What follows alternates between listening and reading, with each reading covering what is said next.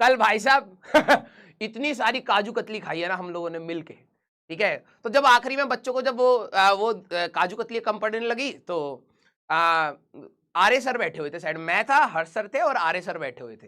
तो वहां से मैडम आई तो उन्होंने, हम लोगों ने डब्बा उठा लिया था काजू कतली का, ठीक है। तो हम उसमें से लगाए पड़े, खाए पड़े हैं। उनको लग रहा है कि इनको भूख लग रही है। मैंने उन्होंने कहा कि सर अगर आपको भूख लग रही है तो आप जाके खा सकते हैं, वहां पे खाना है।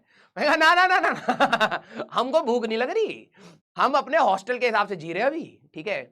जब आप हॉस्टल में जाएंगे ना, इंजीनियरिंग करने के लिए हॉस्टल में जाएंगे, तो आपको मेस में जाएंगे तो मेस में सबसे पहले अगर आपको दिख गया कि स्वीट डिश है, जैसे मान लो रसगुल्ला है, ठीक है, या फिर गुलाब जामुन है, कुछ भी है, ठीक है, तो नॉर्मली लोगों के अंदर टेंडेंसी क्या होती है कि भाई कि खाना खाने के बाद आखिरी में मिठास होनी चाहिए।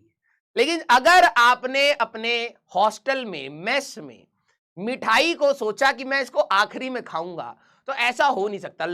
जितने भी लौंडे होते थे वो पता क्या करते, लाइन में लगे पड़े हैं, जैसे ही उनके प्लेट में पड़ा रसगुल्ला उसी समय उठा के मुंह में डाल लेगा। स्वीट डिश पहले भाई साहब, बचेगी नहीं, तुम आराम से बैठ के खा रहे हो, कोई जाते जाते बेटा तुम्हारा उठा के खा जाएगा। तो हमें बिल्कुल वैसी फील आ रही थी। हम भाई साहब सारे के सारे बिल्कुल लड्डू बना बना के काजू कतली की खाए जा रहे खाए जा रहे। तो मैम आई, मैम ने कहा कि सर मिठाई दे दो बच्चों के लिए। आर्य सर ने इतने सारे डब्बे में से 2 निकाल के उसके हाथ में धर दी। वो हंसने लग गई कि भाई साहब ये क्या रहा। आखिरी में भाई साहब मिठाई कम पड़ गई, सही बता रहा हूं, मिठाई कम पड़ गई, सारे के सारे हम लोग खा चुके थे।